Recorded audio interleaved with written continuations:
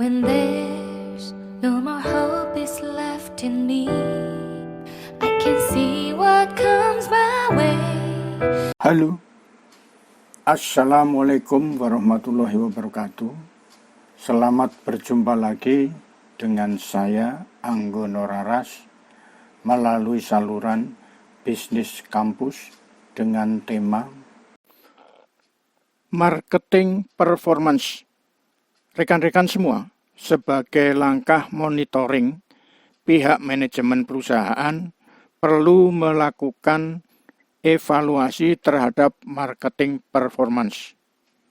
Hal ini dilakukan untuk mengetahui yang pertama, keberhasilan perusahaan dalam mencapai tujuan pemasaran. Yang kedua, capaian kegiatan pemasaran yang sudah direncanakan sebelumnya. Dan yang ketiga, kemampuan perusahaan dalam menjalankan aktivitas kegiatan pemasaran. Siapakah yang berhak melakukan evaluasi marketing performance atau MP? Yang berhak melakukan evaluasi MP pastinya pihak manajemen. Tanggung jawab ini dilimpahkan kepada unit internal auditor. Internal audit mempunyai elemen yang ahli di bidang audit pemasaran. Rekan-rekan semua, pada video ini saya akan menjelaskan bagaimana cara melakukan evaluasi MP pada unit pemasaran. Mari kita lihat gambar yang ada pada monitor. Terlihat diagram blok yang terdiri dari MP mempunyai dua bagian, yaitu kinerja keuangan dan kinerja strategi. Kinerja keuangan adalah untuk mengukur pendapatan atau laba, di mana semakin besar pendapatan, semakin baik bagi perusahaan. Pendapatan yang meningkat tidak otomatis meningkatkan laba. Bahkan ada perusahaan labanya masih tetap negatif. Hal ini disebabkan perusahaan tersebut pendapatannya tidak bisa menutup hutangnya. Rekan-rekan semua, masih pada kinerja keuangan, di sini dapat diukur kepuasan. Kepuasan yang diukur adalah kepuasan karyawan dan kepuasan pelanggan.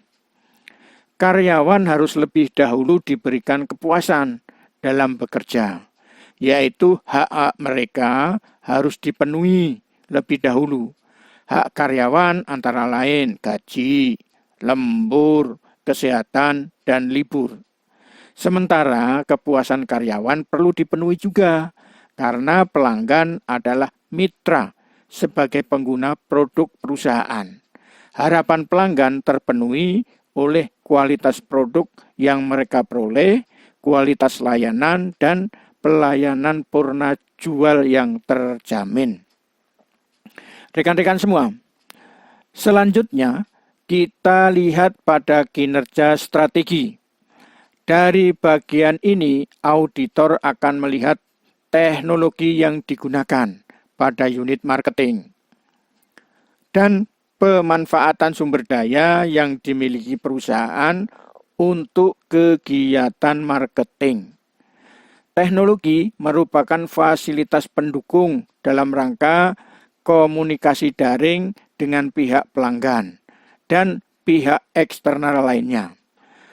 Dengan adanya alat digital, bisnis daring terlaksana lebih mudah.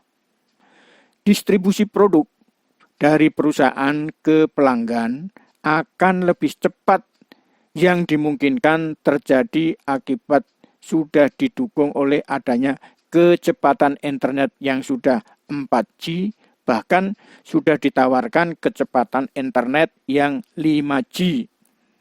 Rekan-rekan semua, pihak perusahaan mempunyai tugas melakukan survei untuk mengetahui kepuasan karyawan dan kepuasan pelanggan terhadap produk atau jasa yang dihasilkan perusahaan melalui indikator sebagai berikut. Bukti fisik keandalan, daya tanggap, jaminan, dan empati. Pihak auditor tinggal membandingkan antara survei kepuasan karyawan dan pelanggan tahun ini dengan tahun yang lalu. Bila hasilnya lebih baik tahun ini, artinya karyawan dan pelanggan semakin puas.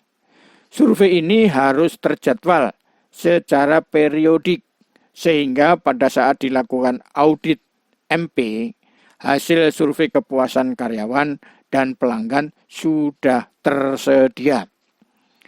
Elemen penelitian untuk kepuasan karyawan dan pelanggan tidak harus sama terus, melainkan dapat diganti sesuai perkembangan keadaan. Sebagai contoh, adanya pandemi saat ini tentunya akan merubah elemen penelitian tentang kepuasan karyawan dan pelanggan.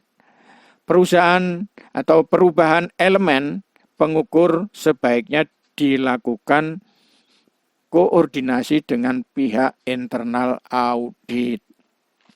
Rekan-rekan semua, hasil evaluasi MP bentuknya adalah temuan sementara. Temuan ini akan disampaikan kepada pimpinan unit yang diaudit pada saat sebelum penutupan audit. Temuan sementara akan mendapat tanggapan langsung dari unit yang diperiksa. Bila tanggapan tersebut dapat menyelesaikan temuan, maka temuan ditutup. Untuk temuan sementara yang belum dapat diselesaikan, maka biasanya diberikan waktu 1-2 minggu untuk melengkapi hal-hal yang dibutuhkan. Bila sampai batas waktu temuan sementara tidak dapat diselesaikan, maka temuan tersebut meningkat menjadi temuan tetap dan diangkat dalam laporan audit. Artinya, tahun depan sudah harus diselesaikan pada saat audit diadakan lagi. Temuan internal audit harus ditanggapi. Bila tetap ada, temuan tersebut akan menjadi temuan eksternal auditor dan akan diangkat ke tingkat nasional yang akan diketahui oleh menteri terkait dan DPR. Rekan-rekan semua, mudah-mudahan sharing saya ini bermanfaat.